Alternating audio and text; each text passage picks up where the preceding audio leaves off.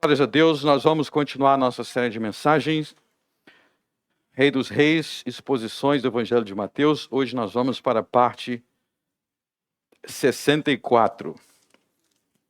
Parte 64. Mateus capítulo 10. Mateus capítulo 10. O título de nossa mensagem é A Vinda de Jesus sobre as Nuvens em maio de 66. A vinda de Jesus sobre as nuvens em maio do ano de 66. Abra em Mateus capítulo 10. Nós vamos ler dos versos 16 a 23.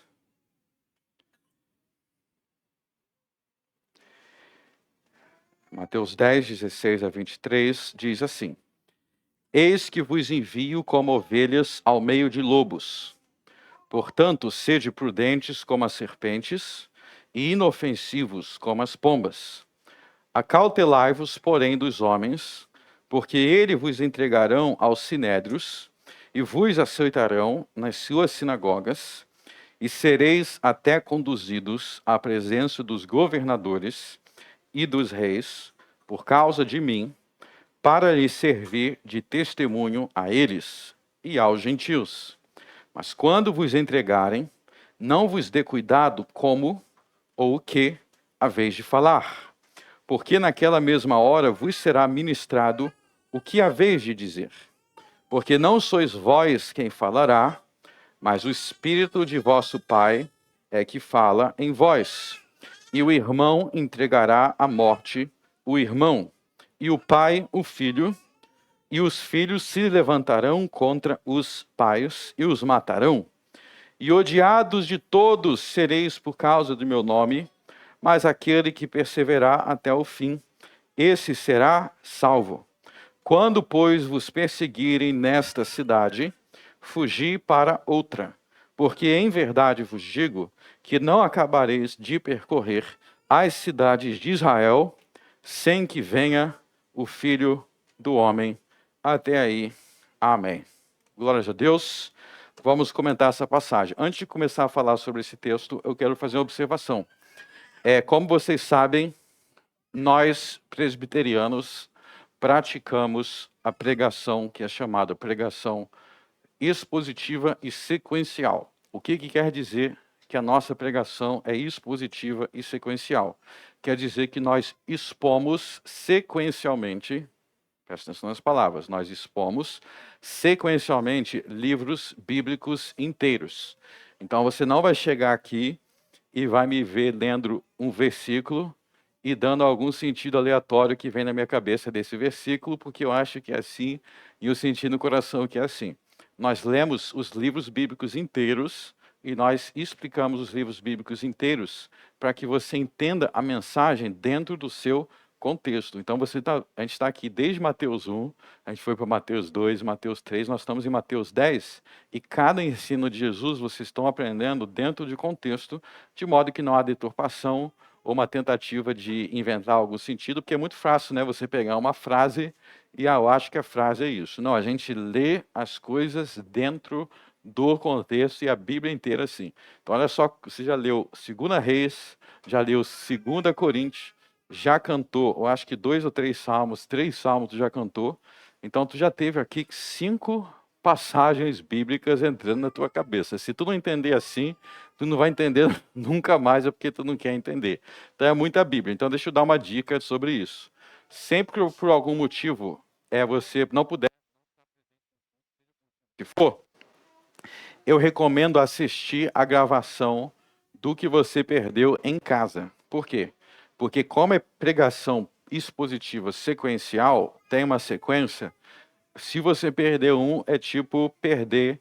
você está perdendo um capítulo. Você está perdendo um capítulo e pode ser que algo não faça sentido porque você não acompanhou a linha de raciocínio. Então, sempre que você precisar faltar, assista em casa. É uma dica valiosa. Senão você vai pegar, como dizem, o bonde andando. Tá bom? Então, vamos lá. Vamos para o texto agora.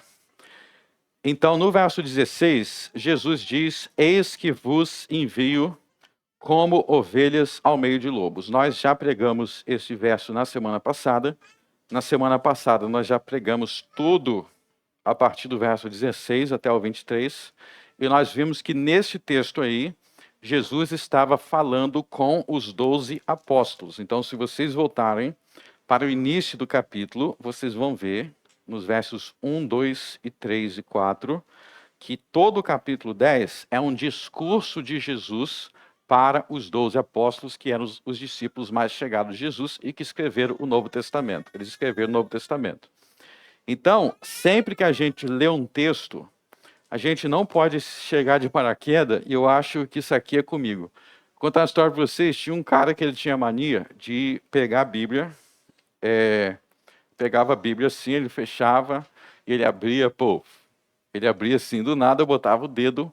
Tem pessoal que faz isso, né? Pronto, isso aqui é para mim, né? E isso aqui é Deus falando comigo. Será que isso aí é certo? Não, isso é coisa de preguiçoso. Você não quer ler, aí você só quer receber uma mensagem rápida ali, pô. Aí teve um dia que o cara abriu e caiu no verso dizendo assim: vai e se mata logo. Bom, isso aí tem um contexto, né? Será que isso aí é para mim? Vai. Na verdade, isso aí tem um contexto de Judas Iscariotes. Na verdade, não é se mata logo, é vai, o que tens a fazer, faz logo. E é dito para Judas, isso daí. Né? E tem aquelas passagens que alguém amaldiçoando, alguém fazendo algo, será que você vai pegar tudo e vai dizer, isso aqui é para mim? Você vai ficar mal, né? Você vai ficar mal. Tem até Satanás falando na Bíblia, né? Então, tudo você tem que ler no contexto. Então, esse discurso aqui, no verso 16, eis que vos envio. Eis que vos envio. Quem é que está sendo enviado aqui? Esse vos, é só você voltar para o início do capítulo, que esse vos são os apóstolos. Jesus estava enviando os apóstolos para pregar. E nesse trecho aí que nós lemos, Jesus ele fala sobre a perseguição que os apóstolos sofreriam. Então, os apóstolos seriam muito perseguidos. Se a gente for para o livro de Atos, a gente vai ver isso acontecendo. Lá no início de Atos, nós temos os apóstolos sendo presos, nós temos os apóstolos sendo apanhando. O apóstolo Paulo chegou a ser apedrejado numa cidade lá que ele foi pregar. É uma coisa assim tão doida, porque Paulo chegou na cidade, ele fez um milagre. Ele fez um milagre, aí o povo falou assim, não, então Paulo é um deus. Aí falaram que ele era um deus e que eles iam fazer sacrifícios a Paulo. Aí Paulo falou, para tudo. Eu não sou Deus nenhum, esses deuses aí que vocês adoram é tudo falso, eu vim pregar sobre o Deus verdadeiro. Aí sabe o que o povo faz? Então agora nós vamos te apedrejar. Eles foram do 8 a 80. Uma hora queria adorar, aí quando ele não aceitou ser adorado, eles falaram, então nós vamos matar. Foi da adoração para a morte. Então os apóstolos eles viviam essas coisas muito intensas, muito perigoso. Era perigoso ser um apóstolo. Era perigoso. Eles foram perseguidos no mundo inteiro. Então aqui, nesse texto que nós lemos, quando Jesus diz, eis que vos envio como ovelhas ao meio de lobos, né? No verso 18, olha só o verso 18, e sereis até conduzidos à presença dos governadores, do reis.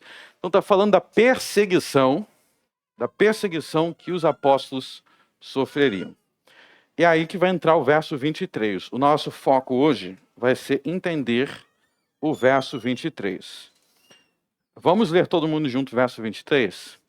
Quando, pois, vos perseguirem nesta cidade, fugi para outra, porque em verdade vos digo que não acabareis de percorrer as cidades de Israel sem que venha o Filho do Homem.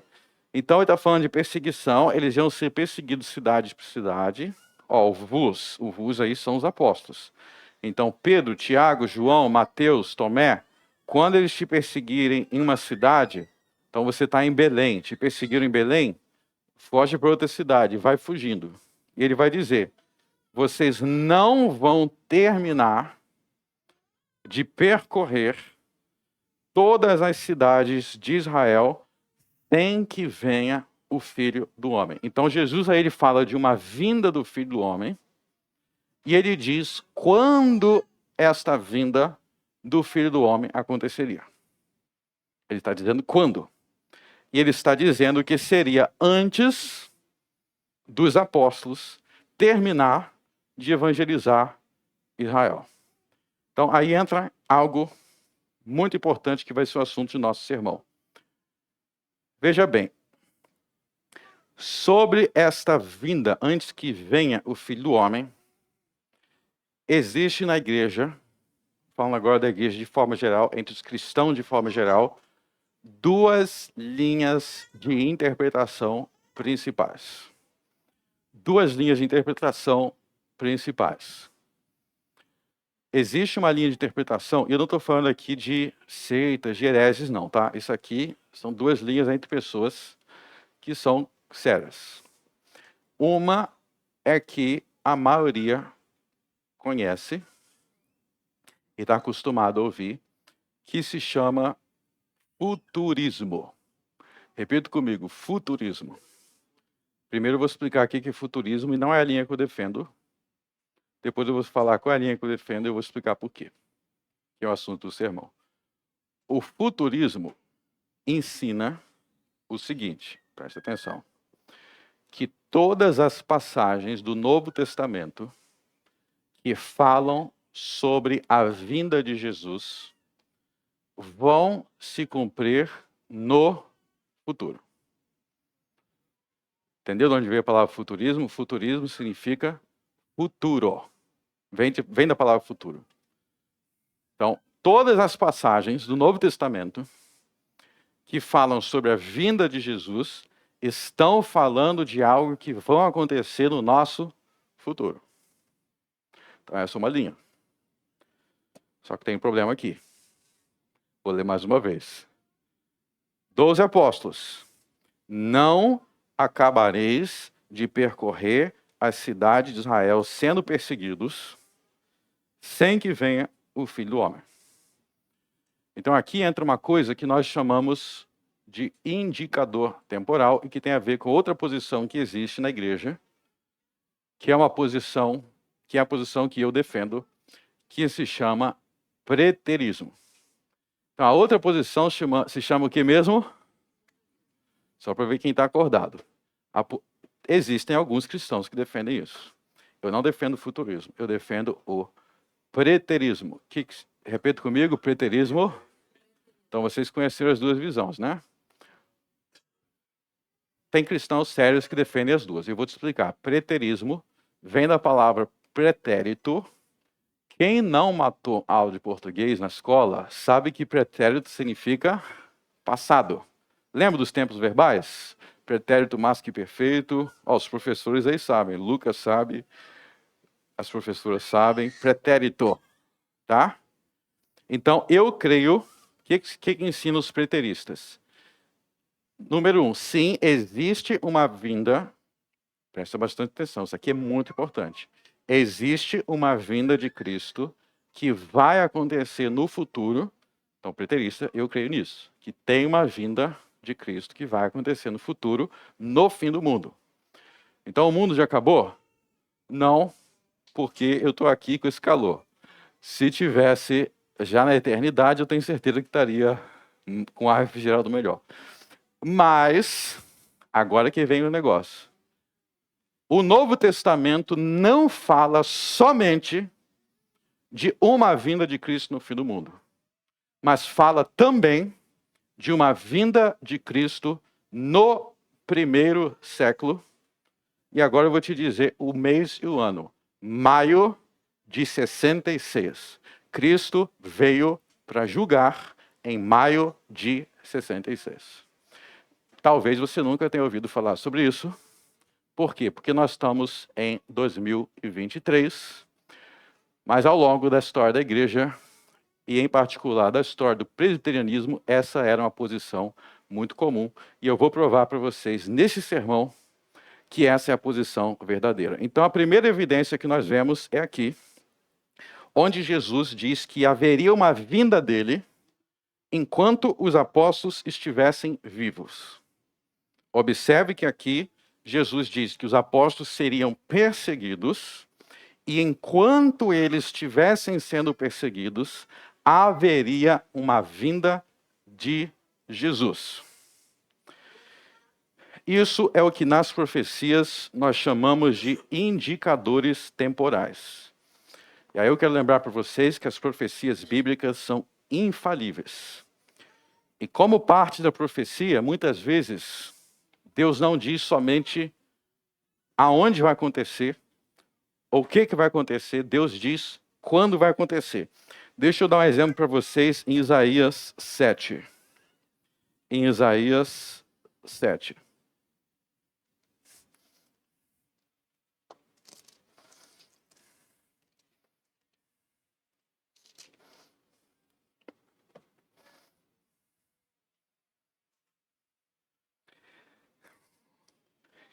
Em Isaías 7,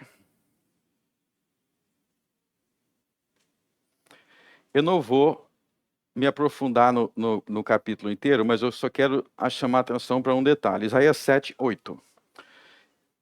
No contexto, Isaías, ele dá uma profecia, ele diz assim, ó: porém a cabeça da Síria será Damasco, e a cabeça de Damasco, Rezim. E dentro de 65 anos, Efraim será quebrantado e deixará de ser povo. Então, o que ele diz no final do verso 8 que vai acontecer? Efraim, que era uma tribo de Israel, era um lugar chamado Efraim, ele está dizendo que este povo de Efraim deixará de ser povo. Em quanto tempo isso iria acontecer? Todo mundo junto. Dentro de... Então, Deus falou que era dentro de 65 anos. Podia acontecer em 70 anos? Podia acontecer em 80 anos? Podia acontecer em 100 anos? Não. Por que não? Porque Deus disse dentro de 65 anos. E as profecias bíblicas são precisas e exatas. Captaram a mensagem? É quando Deus diz que vai acontecer, acontece. Então, volta para Mateus 10.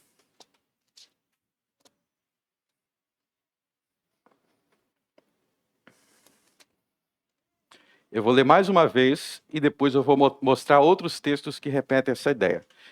Mateus 10, 23. Não acabareis de percorrer a cidade de Israel sem que venha o Filho do Homem. Ou seja, o Filho do Homem vai vir antes de vocês terminar de percorrer a cidade de Israel. Capítulo 16, Mateus 16. Nós lemos essa passagem na semana passada, mas eu quero ler de novo.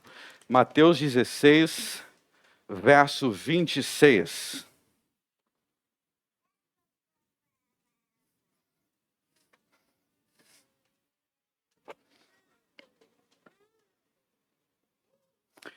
Mateus 16, verso 26.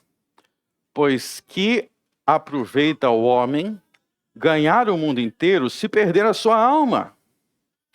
O que dará o homem em recompensa da sua alma? Jesus está perguntando, o que adianta você ter tudo? O que adianta você ganhar tudo? O que adianta você ter todas as riquezas se você não for salvo, se você perder a sua alma?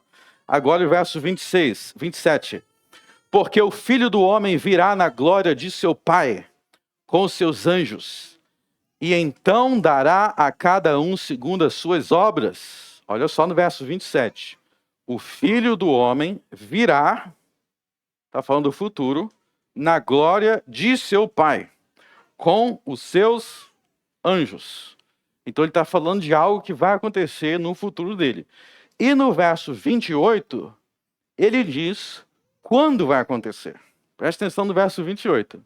Em verdade vos digo que alguns há dos que aqui estão, que não provarão a morte, até que vejam vir o Filho do Homem no seu reino. Então, no verso 27, ele fala, o Filho do Homem virá com seus anjos, na glória do seu Pai, para dar a cada um segundo as suas obras. E ele diz em seguida no verso 28, tem alguns que estão em pé aqui, alguns que estão me ouvindo, que vocês não vão morrer sem ver esta vinda acontecer. Então, Mateus 27 e 28 é a mesma ideia de Mateus 10. Jesus diz o quando. Porque em Mateus 10, antes dos apóstolos terminarem de percorrer a cidade de Israel, ou seja, enquanto os apóstolos estiverem vivos. E aqui repete-se a ideia, enquanto alguns aqui estiverem vivos. Veja que ele não diz, enquanto o seu tataraneto estiver vivo, ou 2023 anos depois, não. Enquanto alguns de vocês aqui, me ouvindo, estarem vivos. E presta atenção no seguinte, está vendo o verso 28? Em verdade vos digo. Vocês já repararam que Jesus fala muito isso nos evangelhos? Em verdade vos digo. Quando é que Jesus fala essa expressão? Quando ele quer dizer assim, presta muita atenção que o que eu vou falar agora é muito sério. Então ele está falando, leva a sério quando eu estou dizendo que eu vou vir. Mateus 24. Mateus 24. Então eu já mostrei 2 textos que falam de uma vinda de Jesus para julgar enquanto os discípulos estivessem vivos. Mateus 24.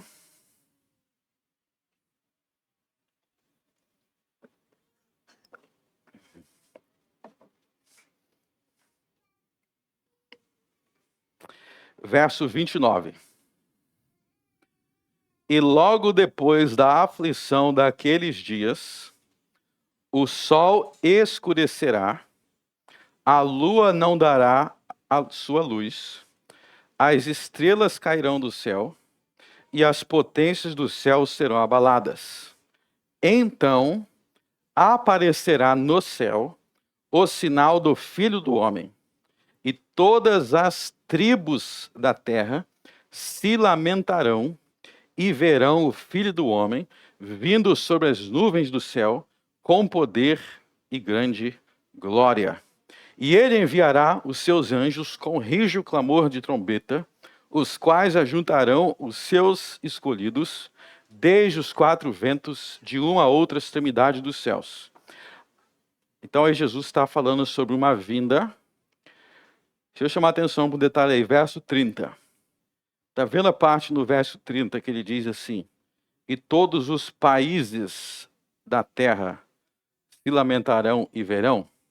Está escrito isso aí na sua Bíblia? Não está.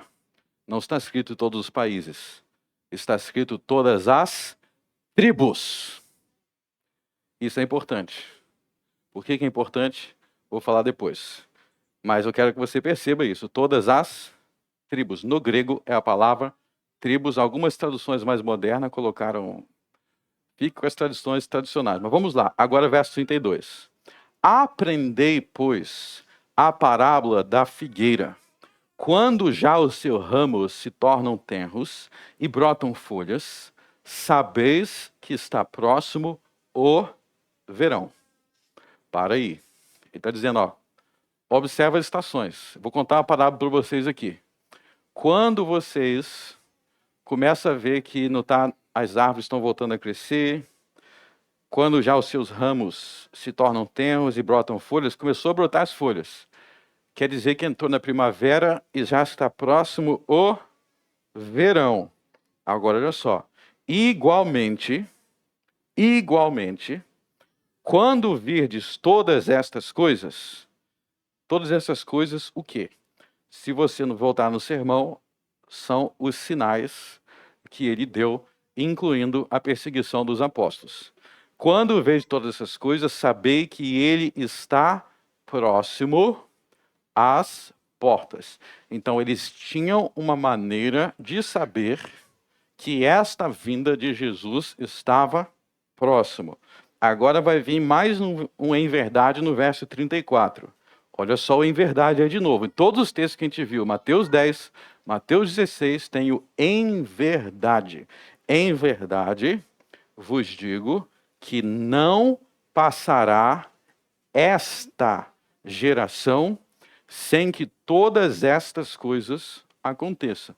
Ele não diz, não passará aquela geração, ou não passará uma geração 2000 anos depois. Ele diz, não passará esta geração. A geração que nós estamos vivendo não passará sem que tudo o que eu acabei de profetizar aconteça, inclusive a sua vinda dos versos 29 a 31.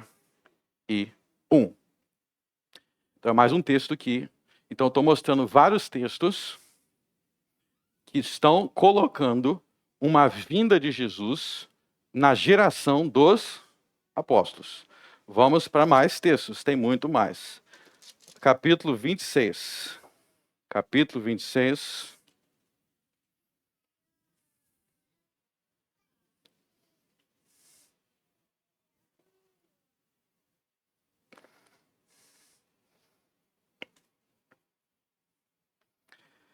Isso aqui é durante o julgamento de Jesus.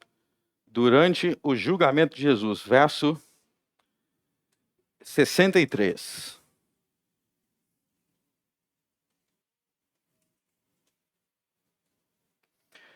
Jesus, porém, guardava silêncio, e respondendo o sumo sacerdote, disse-lhe: Conjuro-te pelo Deus vivo, que nos digas se tu és o Cristo, o Filho de Deus.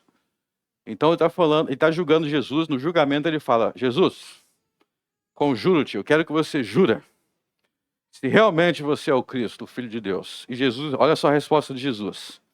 Disse-lhe Jesus: Tu o dissestes. Digo-vos, porém, que vereis em breve. Vou repetir. Digo-vos, porém, que vereis em breve o Filho do Homem assentado à direita do poder e vindo sobre as nuvens dos céus. Ele está dizendo para o cara que estava julgando ele, não é 2000 anos depois, não é 25 séculos depois. Em breve, ele está dizendo, não só eu sou o Cristo, mas em breve vocês que estão aqui me julgando, vocês vão me ver vindo nos céus para destruir vocês. É isso que ele está dizendo. Isso vai acontecer em breve. Vamos continuar. Eu falei que tem muitos, não disse? Vamos continuar. Vamos agora para Tiago, capítulo 5. Na verdade, Tiago, capítulo 1. Vamos para Tiago, capítulo 1.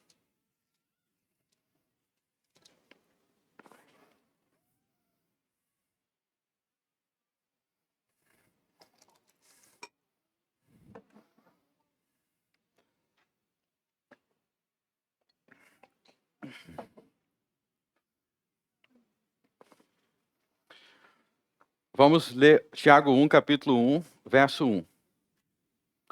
Tiago, servo de Deus e do Senhor Jesus Cristo, as 12 tribos que andam dispersas. As 12, tá vendo a palavra tribos aí de novo? As 12 tribos que andam dispersas. Então, Tiago está escrevendo por quem? Para os israelitas, para as 12 tribos de Israel.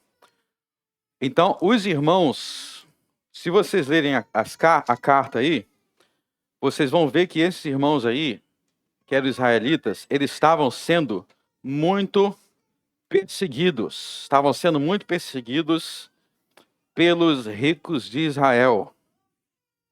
Então, olha só no capítulo 2, por exemplo, capítulo 2, verso 6. Tiago 2, verso 6. Olha só o que ele diz. Mas vós desonrastes o pobre. Porventura não vos oprimem os ricos e não vos arrastam aos tribunais? Porventura não blasfemam eles o bom nome que sobre vós é invocado? Então esses irmãos aí estavam sendo oprimidos, estavam sendo humilhados, perseguidos por esses ricos. Vocês lembram quem eram os ricos de Israel, né? Os fariseus, inclusive foi mesmo que Jesus sofreu. Jesus foi perseguido pelos ricos de Israel. Agora pule para o capítulo 5. Pulem para o capítulo 5. Agora apóstolo Tiago vai deixar uma mensagem para esses ricos que estavam perseguindo os irmãos pobres. Eia, pois, Tiago 5:1. Eia, pois, agora vós ricos, chorai e pranteai por vossas misérias, que sobre vós hão de vir. Para aí. Qual o recado de Tiago para esses ricos que estavam perseguindo os irmãos judeus cristãos? Ele diz, pode começar a chorar. Pode começar a chorar pela vossa miséria. Ué, que miséria, a gente é rico. E sobre vós hão de vir. Verso 2. As vossas riquezas estão apodrecidas e as vossas vestes estão comidas de traça. O vosso ouro e a vossa prata se enferrujaram, e a sua ferrugem dará testemunho contra vós e comerá como fogo vossas carnes, entesouraste para os últimos dias. Por que esses ricos vão ser, está dizendo, vocês ricos aí, vocês vão ser destruídos.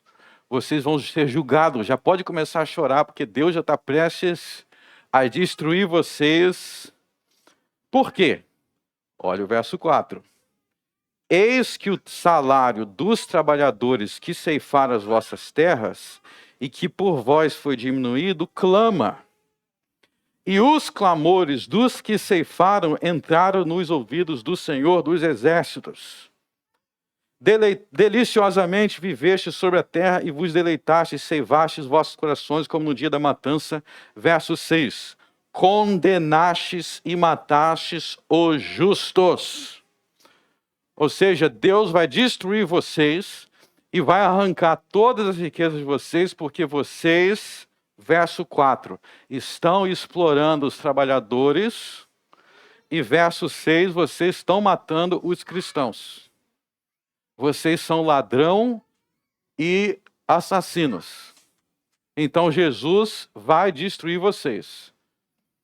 Quando é que Jesus vai fazer isso? Vamos seguir a linha de raciocínio de Tiago. Quando é que Jesus iria castigá-los? Verso 7. Olha só o verso 7. Sede, pois, irmãos, pacientes até a vinda do Senhor. Ele está mandando que aqueles irmãos que estavam sendo perseguidos, que estavam sendo explorados, que estavam sendo humilhados, eles tinham que ser pacientes. Tenha paciência. Paciência até quando? Até quando que a gente vai ter que ser paciente? Até a vinda do Senhor. Aí você diz para mim, isso aí, essa vinda do Senhor aqui é aquela que demora 2024 anos para acontecer. Haja paciência, hein? Negativo. Sabe como é que a gente sabe que não? Olha só o verso 8. Sedes vós também pacientes, fortaleceis vossos corações. Por quê? Vamos ler todo mundo junto? Porque já a vinda do Senhor está próxima. Fique tranquilo, porque Jesus está perto de vir para julgar os seus inimigos. Então veja que, novamente, lê as coisas no contexto.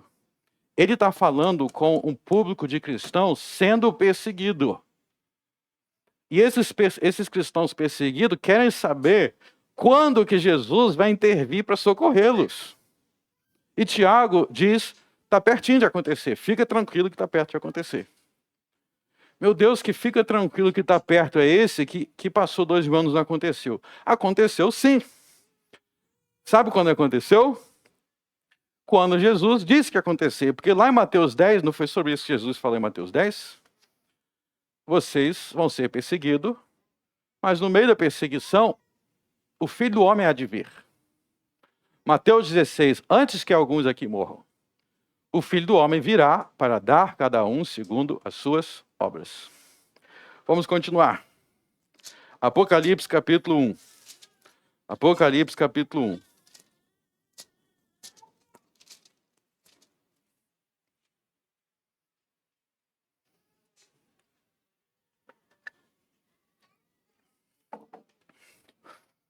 Eu vou ler uma coisa muito importante do Apocalipse, mas que 99% das pessoas leem Apocalipse e pulam. Eu vou ler agora. Ó. Revelação, presta bastante atenção no Apocalipse. Revelação de Jesus Cristo, a qual Deus lhe deu para mostrar aos seus servos as coisas que, depois de muito tempo, devem acontecer. É isso que está escrito? Não. Então vamos ler todo mundo junto até o ponto e vírgula. Revelação de Jesus Cristo, a qual Deus lhe deu para mostrar aos seus servos as coisas que brevemente devem acontecer. Brevemente. Brevemente. Percebeu? Mas ele repete isso de novo. E pelos seus anjos as enviou e as notificou a João, seu servo, o qual testificou da palavra de Deus e do testemunho de Jesus Cristo, e tudo quanto tem visto. Agora nós vamos ler o verso 3 juntos de novo. Bem-aventurado aquele que lê e os que ouvem as palavras desta profecia e guardam as coisas que nelas estão escritas, porque o tempo está próximo. Porque o tempo de se cumprir essas profecias está próximo. Isso é repetido no capítulo 2 e no capítulo 3, na carta às 7 igrejas. Por exemplo, Apocalipse 2, 24. Mas eu vos digo a vós e aos restantes que estão em Tiatira, a todos quanto não têm esta doutrina e não a conheceram, como dizem as profundezas de Satanás, que outra carga vos não porei. Mas o que tendes, retende-o até que eu venha. Igreja de Tiatira, guarda o que você tem até que eu venha. Esses irmãos não estão vivos mais para estar guardando até agora. Capítulo 3, capítulo 3, falando com a igreja de Sardes, verso 3. Lembra, pois, dos que têm recebido e ouvido e guardam, não vigiardes, virei sobre ti, virei sobre ti como um ladrão, e não saberás a hora que virei sobre ti. Virei sobre ti. Vocês da igreja de Sardes. E continuando no mesmo capítulo, verso 11, vamos ler todo mundo junto. Eis que venho sem demora. Guarda o que tens para que ninguém tome a tua coroa. Eis que venho sem demora. Então deixa eu repetir tudo que foi dito até aqui. Enquanto os apóstolos estivessem vivos, Mateus 10, Mateus 16, não passará essa geração, Mateus 24. Sem demora, logo, cedo, brevemente. Eu não sei o que Jesus poderia dizer para ficar mais claro. Eu não sei o que ele poderia dizer para ficar mais claro que ele viria naquela geração. Aqui que os futuristas fazem? Não, quando ele diz aqui brevemente, não é brevemente, é muitos séculos depois, porque o tempo de Deus é diferente do nosso. Não, porque ele não disse só brevemente, ele disse brevemente, ele diz cedo, ele diz não passará essa geração, ele diz alguns aqui vão estar vivos. Não tem como ser mais claro do que isso. Se isso não for claro, então a Bíblia não é clara. Mas é mais claro do que isso ainda, porque tem mais texto. Agora, vocês viram no início do Apocalipse, né? Vamos para o final, que isso é tão importante para Deus que ele termina a Bíblia falando sobre isso. Apocalipse 22.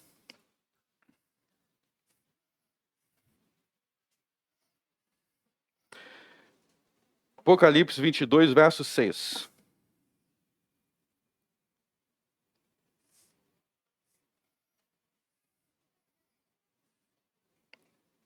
E disse-me, a gente fez uma viagem pela Bíblia aqui, né? Uma viagem pelo Novo Testamento, é assim que tem que ser, para conhecer bem, está bem firmado. Apocalipse 22. E disse-me, estas palavras são fiéis e verdadeiras. E o Senhor, olha só como começa, estas palavras são fiéis e verdadeiras, ou seja, tudo vai acontecer. E o Senhor, o Deus dos santos profetas, enviou o seu anjo para mostrar aos seus servos as coisas que em breve devem hão de acontecer. Agora olha só o que Jesus diz no verso 7. Eis que cedo venho. Então a mesma ideia é repetida 2 vezes. Em breve vai acontecer, eis que cedo. Cedo significa rápido, logo. Eis que cedo venho. Agora pulem para o verso 10. E disse-me, não seles a palavra da profecia desse livro, todo mundo junto, porque próximo está o tempo. Agora pulem para o verso 20. Olha só, os 2 últimos versos da Bíblia. Certamente, aquele que testifica estas coisas diz, certamente cedo venho. Certamente cedo venho. Amém. Ora vem, Senhor Jesus. Os últimos versos da Bíblia. Pois bem, pode voltar para Mateus 10. Então, eu provei para vocês que existe no Novo Testamento uma vinda de Cristo para julgar que deveria acontecer enquanto os apóstolos estivessem vivos, Mateus 10, 16. Enquanto os apóstolos estivessem sendo perseguidos, que deveria ser logo, cedo, em breve, brevemente, são as palavras usadas, para julgar a igreja perseguida do primeiro século. Como entender isso? Entendendo da forma que a Bíblia está explicando. Porque isso, de fato, aconteceu. Vamos lá. Vamos entender. Lá em Gênesis 18, não precisa abrir, eu vou fazer uma viagem com vocês agora pelo Velho Testamento. Lá em Gênesis 18, Jesus Cristo, Filho de Deus, apareceu para Abraão e disse que Sodoma e Gomorra seria destruído. Vocês lembram da destruição de Sodoma e Gomorra em Gênesis? E Sodoma e Gomorra foram destruídos em Gênesis 19. Então, em Gênesis 18 e 19, existe uma vinda de Jesus para destruir Sodoma e Gomorra. Pergunta: quando Jesus veio para destruir Sodoma e Gomorra, o mundo acabou? Sim ou não? Não, porque a gente está aqui. O que acabou? Sodoma e Gomorra. No livro de Êxodo, quem destruiu o Egito? Tem uma hora que Faraó fala até assim, o servo de Faraó fala assim: Faraó, você não percebeu ainda que o Egito acabou? O Egito está todo destruído? Você não percebeu ainda porque ele estava lá insistindo. Mas a pergunta que você tem que fazer é: quem destruiu o Egito? Foi Jesus. E vocês lembram como que Jesus apareceu no meio do Egito para destruir o Egito? O texto diz que ele veio com as nuvens. Jesus apareceu no meio do Mar Vermelho, inclusive envolto em nuvens, para destruir o Egito. Vamos avançar na história. A gente já viu a destruição de Sodoma e Gomorra, destruição do Egito, a destruição dos povos cananeus, lá no livro de Josué. Quando os povos cananeus foram destruídos, Josué teve uma visão de Jesus, lá no início, de Jesus vindo para destruir os cananeus. Então, se você começar em Gênesis e terminar no último livro de Malaquias, o último livro do Velho Testamento, que é Malaquias, existem diversas vindas de Jesus para destruir diversas nações. Então, Jesus aparecia muitas vezes no céu, e ele aparecia no céu e ele destruía aquela nação, Sodoma e Gomorra, Egito, Babilônia. Quer ver? Abra em Isaías 13. Abra em Isaías 13.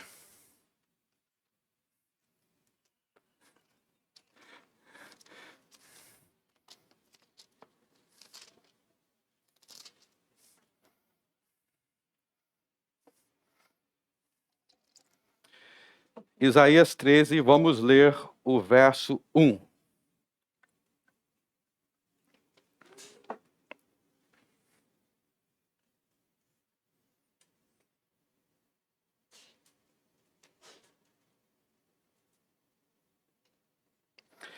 Peso da Babilônia, que viu Isaías, filho de Amós. Peso da Babilônia, que viu Isaías, filho de Amós. Então, o capítulo inteiro aí é uma profecia contra a Babilônia, que a Babilônia seria destruída. Agora, nessa destruição da Babilônia, olha só o verso 5. Já vem de uma terra remota, desde a extremidade do céu. Quem é que já vem? O Senhor. e os instrumentos da sua indignação para destruir toda aquela terra.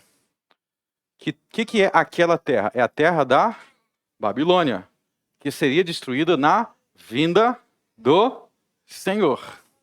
O capítulo inteiro. A Babilônia foi destruída. O mundo acabou? Não.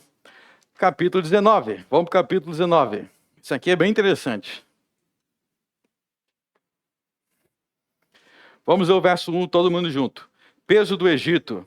Eis que o Senhor vem cavalgando numa nuvem ligeira e entrará no Egito, e os ídolos do Egito estremecerão diante dele, e o coração dos egípcios se derreterão no meio deles. Então ele está falando do Senhor vindo com uma nuvem. Está vendo a nuvem de novo?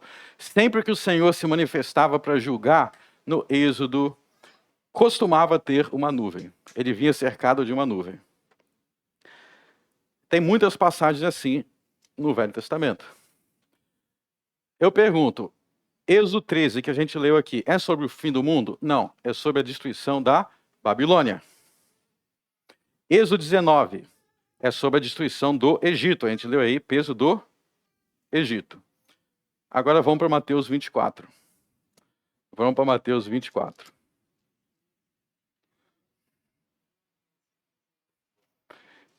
Eu não falei Isaías, não?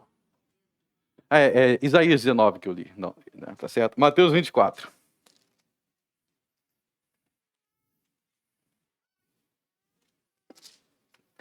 Vamos observar um detalhe. Vou ler de novo o texto que eu li antes. Então aparecerá no céu o sinal do Filho do Homem, e todas as tribos da terra se lamentarão. Quem é que é dito que vai se lamentar aí? Todas as tribos. Vocês lembram de como que essa palavra tribo é usada na Bíblia? Tribo se refere o quê? As 12 tribos de Israel. Então, todas as tribos da terra quer dizer Israel. Se você voltar nos capítulos anteriores, nos versos anteriores, e até no capítulo anterior, por exemplo, capítulo 23, verso 37, Jerusalém, Jerusalém, que mata os profetas e apredeja os que são enviados. Quantas vezes quis eu ajuntar os teus filhos, como a galinha junta os seus pintos debaixo das asas, e tu não quisestes. Todo mundo junto. Eis que a vossa casa vos é deixada deserta. Está vendo que ele está falando em Jerusalém, Jerusalém? Então, se você observar o contexto, em Mateus 23 e em Mateus 24, Jesus não está falando até este momento que nós lemos aí, sobre um julgamento contra o mundo inteiro. Ele está falando sobre um julgamento contra Israel, que aconteceria, e de fato aconteceu naquela mesma geração. Então vamos entender o cronograma histórico aqui. Isso aqui é muito importante. Então, Jesus nasceu. O que aconteceu quando Jesus nasceu? Ele foi perseguido depois de nascer. Com 2 anos de idade, ele foi perseguido por Herodes. Vocês lembram que Herodes, inclusive, matou todas as crianças de Belém? Então, Jesus foi perseguido por Herodes e teve que fugir para o Egito. Quem não lembra disso, lê a Bíblia. Então, ele foi perseguido por Egito. Ele com a família dele era bebê ainda, né? Bebê de colo. E aí, durante... E Herodes era o quê? Herodes era o rei de Israel. Aí, durante todo o ministério de Jesus, Jesus foi perseguido. Pelos fariseus, pelos escribas, foi julgado pelos sacerdotes, foi crucificado, ressuscitou, subiu aos céus. O que aconteceu com os seus seguidores depois? O que aconteceu com Pedro, com Tiago, com João, com Mateus, com Tomé, com Bartolomeu? O que aconteceu com os discípulos de Jesus e com toda a igreja?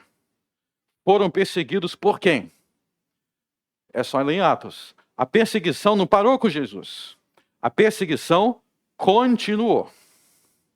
E a pergunta que eu fico é: o que aconteceu com esse país que perseguiu Jesus, que perseguiu os apóstolos, que perseguiu Maria, a bem-aventurada mãe do Senhor. O que aconteceu com esse país? Foi destruído. O que aconteceu? Foi destruído. Então, 40 anos depois da morte de Jesus, Jesus destruiu Jerusalém e todo Israel ficou como um deserto. Então, se você viajar para Israel hoje, você vai ver, inclusive, que até hoje tem uma aparência de um lugar deserto. Boa parte tem uma aparência de um lugar meio deserto. Não existe mais o templo foi destruído, e ao longo da história, eles foram sendo destruídos e reconstruídos muitas vezes. E aí que entra o X da questão. Se vocês lerem Mateus 24 na íntegra, volte aí Mateus 24, está vendo no verso 29? O verso 29 diz, logo depois. Logo depois. O que significa logo depois? Você não vai ficar igual o povo que fica dizendo logo depois pode ser 2.000 anos. A Bíblia é direta e clara, tá? O povo não entende o que não quer. Se você voltar nos capítulos, quer dizer, nos versos anteriores desse logo depois, ele estava falando da guerra de Roma contra Jerusalém, em que Roma destruiu Israel. Ele estava falando sobre isso. Sendo assim, essa vinda de Jesus precisa ter acontecido no contexto da guerra de Roma contra Israel. Porque logo depois, se você analisar os versos anteriores, o contexto é esse. E a pergunta que surge é, isso de fato aconteceu? Eles viram Jesus vindo com as nuvens, acompanhado de anjos? E a resposta é sim. Se você ler todos os principais historiadores da época, que viveram na antiguidade, inclusive o historiador Flávio Joséfo, que lutou na guerra. Um dos historiadores da época, Flávio Joséfo, nós temos os livros dele até hoje, ele lutou na guerra. E ele diz que em maio do ano de 66, então para contextualizar, você sabe que ano a guerra começou? Essa guerra que Jesus profetizou, em que Israel foi destruído. Começou no ano de 66, no mês de maio. E terminou no ano de 73. Ou seja, durou 7 anos, que é o tempo exato que o profeta Daniel disse que ia durar. O profeta de Daniel diz o número de dias que a guerra ia ter. Todos os historiadores importantes da antiguidade, eles dizem que no mês em que a guerra começou, todos os habitantes de Israel viram um exército de anjos vindo com as nuvens, no meio das nuvens do céu. Todos os historiadores da época, relevantes, dizem que isso aconteceu. No mês e no ano que a guerra começou. Ou seja, quando Jesus disse que iria acontecer. Então eu vou ler aqui 2 historiadores. Tem mais. Eu vou ler o testemunho histórico de Eusébio de Cesareia, que é considerado o pai da história da igreja. Foi o primeiro grande historiador cristão, Eusébio de Cesareia. Veja o que ele contou.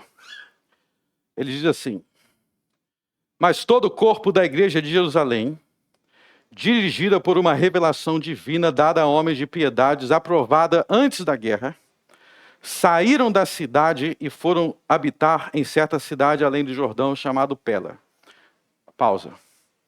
Isso aqui ele está contando o que Jesus profetizou em Mateus 24, porque Jesus profetizou que quando Jerusalém fosse cercada de exércitos, os cristãos iam fugir.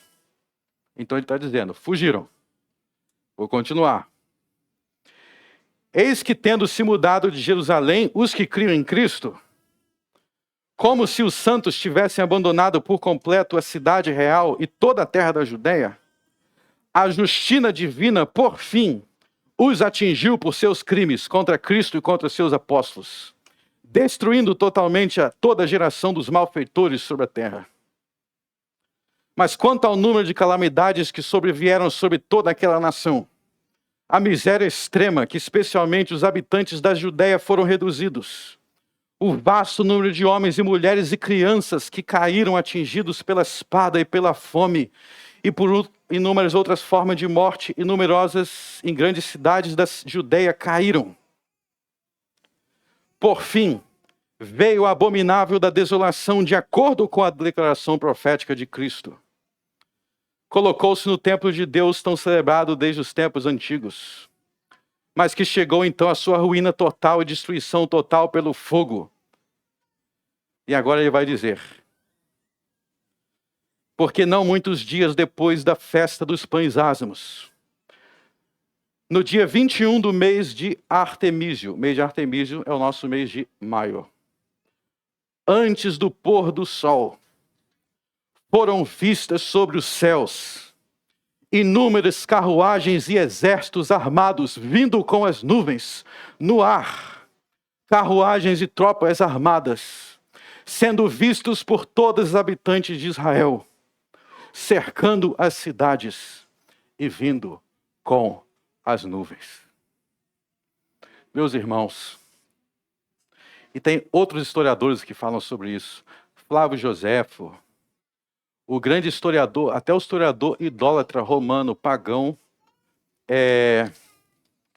Tácito, fala sobre isso. Meus irmãos, Jesus veio quando ele disse que viria. E ele veio sobre as nuvens do céu. E ele destruiu o sacerdote de Jerusalém.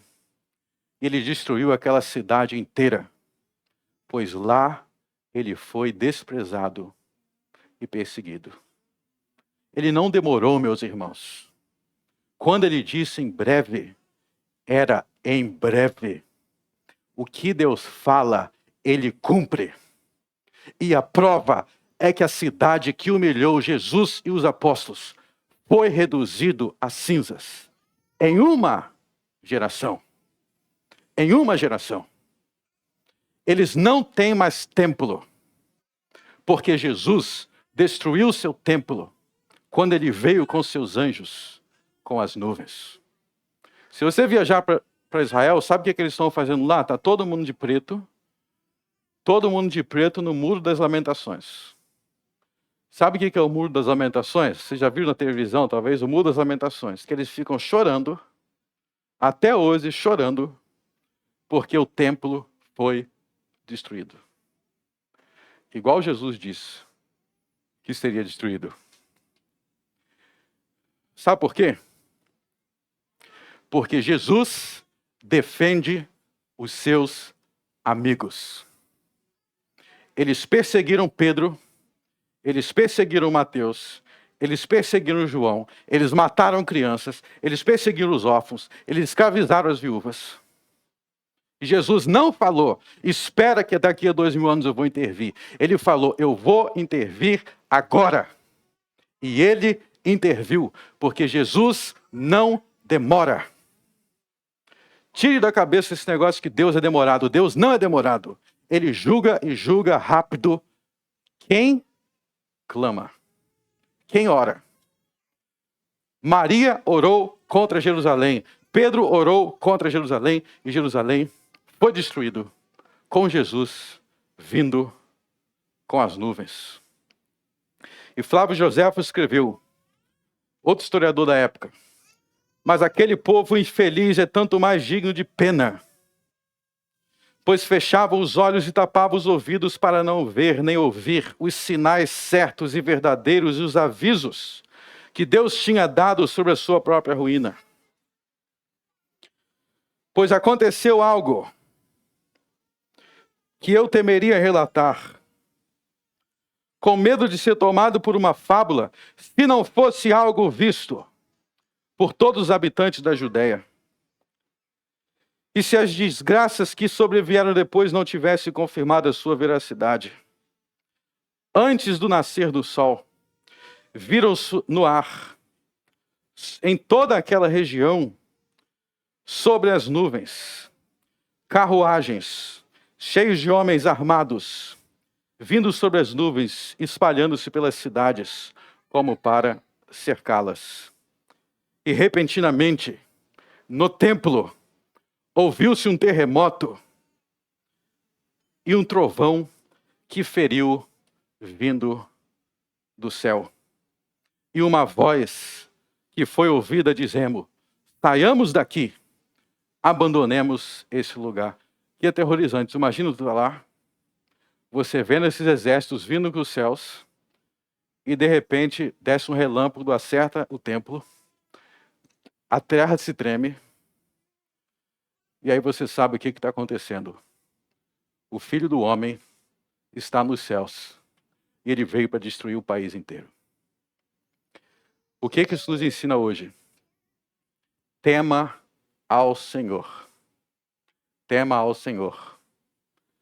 Porque se você não se arrepender, você será destruído, como aquela geração. Tema ao Senhor. Porque essa passagem não está falando de Jesus vindo para a terra. Ela está falando de Jesus julgando dos céus. Vocês lembram quando Jesus julgou o Egito? Quando os anjos vieram lá no Monte Sinai, vocês lembram da aparência dos anjos? Diz que os anjos tinham aparência de carruagem. Era aparência de exércitos de carruagem. E Ezequiel também, quando a vinda do Senhor Ezequiel para julgar, também tinha aparência de carruagens. Leia Ezequiel 1 e 2. É porque a ideia de guerra. Os anjos vieram para declarar guerra. Mas o mundo não acabou. Porque isso aqui não era a vinda de Cristo para o fim do mundo. Era a vinda de Cristo para julgar as tribos, as 12 tribos de Israel. E eles foram julgados. E o templo Israel acabou. Mas a mensagem continua para o Brasil. E nós, brasileiros?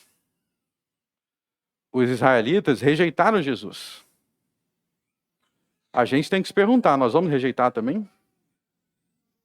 Nós vamos ser igual Sodoma e Gomorra? Nós vamos ser como o Egito? Nós vamos ser como a Babilônia? Porque esses povos foram destruídos porque eles rejeitaram o Senhor. E esse mesmo Senhor, ele continua a reinar. O princípio da sabedoria é temer o Senhor.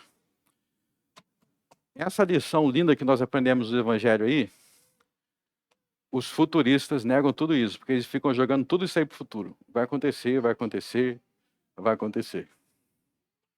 Perdeu o fio da meada. Jesus disse que ele viria rápido, ele veio rápido.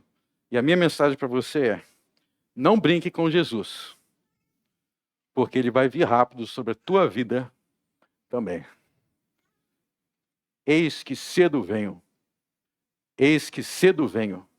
para dar a cada um segundo as suas obras. Quais são as suas obras? São dignas de recompensa, de prêmio ou de destruição? Vamos orar. Altíssimo Deus, graças te damos por Jesus Cristo, nosso Senhor, nosso Rei. Obrigado por sua misericórdia. Obrigado, Senhor Jesus, por defender os apóstolos, porque tu não deixastes que eles fossem humilhados e permanecessem por isso mesmo. Tu não deixastes que a tua mãe, Maria, fosse humilhada em Jerusalém e ficasse por isso mesmo. Tu honra aqueles que te honram, e tu abates e destróis aqueles que te abatem e destroem. Obrigado, Deus, por ser justo. Por Cristo eu oro. Amém.